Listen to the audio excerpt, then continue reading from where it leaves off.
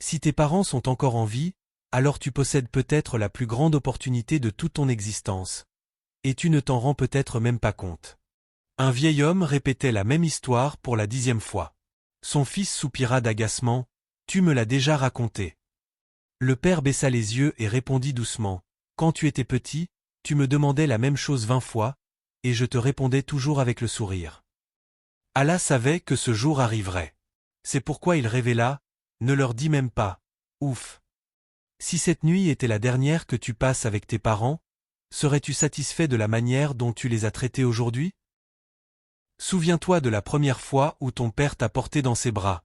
Aujourd'hui, ce sont peut-être ses jambes qui ont besoin de toi. » Un homme vint trouver Saïd ibn al-Musayyib et lui dit, « J'ai compris tous les versets du Coran qui parlent de la bonté envers les parents, sauf celui-ci, et adresse-leur des paroles nobles, Coran 17h23. » Que signifie donc cette parole noble? Saïd ibn al-Musayyib répondit par une image profondément évocatrice qui illustre toute la grandeur de ce commandement.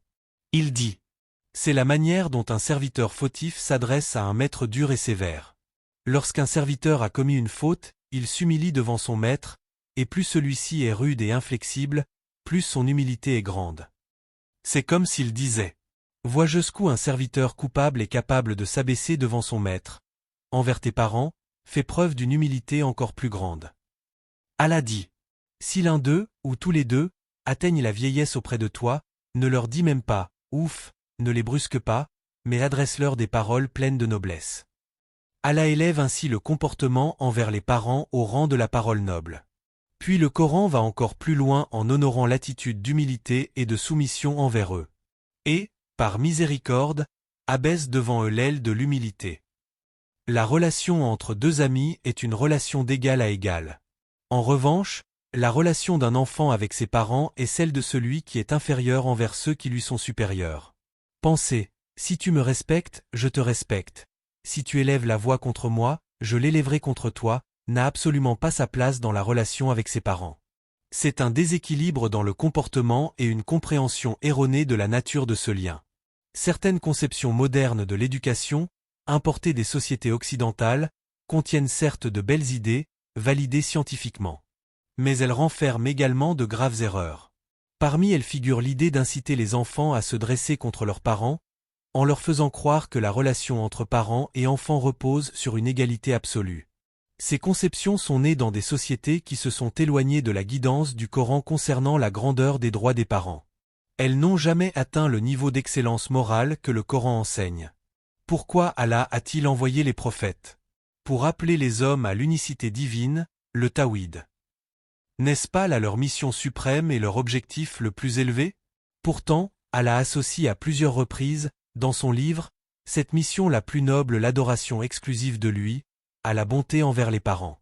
Il dit, « Ton Seigneur a décrété que vous n'adoriez que lui et que vous fassiez preuve de bonté envers vos pères et mères. » Et il dit également, « Adorez Allah sans rien lui associer, et soyez bienfaisants envers vos pères et mères. » Ce rapprochement répété serait-il dénué de sens?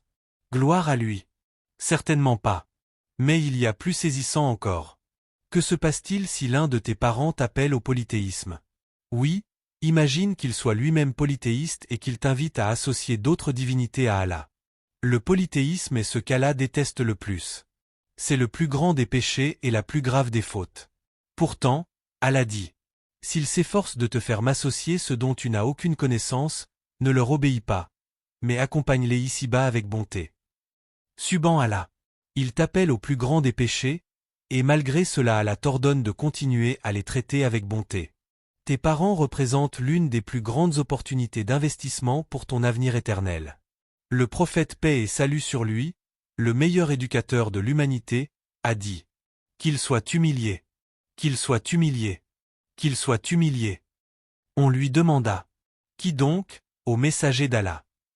Il répondit, « Celui qui voit ses parents atteindre la vieillesse, l'un d'eux ou les deux, puis ne parvient pas à entrer au paradis grâce à eux. » La vieillesse s'accompagne parfois d'une diminution des facultés, d'oubli ou de répétition. Lorsque tes parents répètent les mêmes paroles, ne laisse jamais paraître l'ennui ni l'agacement. Ces paroles qui te semblent aujourd'hui répétitives étaient hier des conseils, des efforts et des sacrifices qu'ils faisaient pour ton éducation. Chaque mot qu'ils prononcent fait partie de ton héritage spirituel et moral. Ne le méprise jamais. Ils sont les personnes qui méritent le plus ta patience, ton indulgence, ta générosité et ton pardon. Chaque fois que tu embrasses leurs mains, chaque fois que tu baisses la voix devant eux, chaque fois que tu leur souris avec satisfaction et tendresse, tu fais un pas de plus vers le paradis. Regarde donc tes parents avec les yeux de celui qui voit en eux un trésor précieux dont il faut profiter, et non un fardeau qu'il faudrait supporter. Et si Allah ordonne de faire preuve de douceur envers ses parents même lorsqu'ils sont les ennemis de sa religion et qu'ils appellent au polythéisme, alors imagine quelle est, auprès d'Allah, la valeur des droits d'un père ou d'une mère croyant, assidu dans la prière, et combien la bienfaisance à leur égard est immense. Quelle immense récompense leur est donc réservée auprès d'Allah. Ô Allah, pardonne à nos parents comme ils nous ont élevés lorsque nous étions petits. Fais-nous goûter la douceur de leur obéir avant qu'il ne soit trop tard.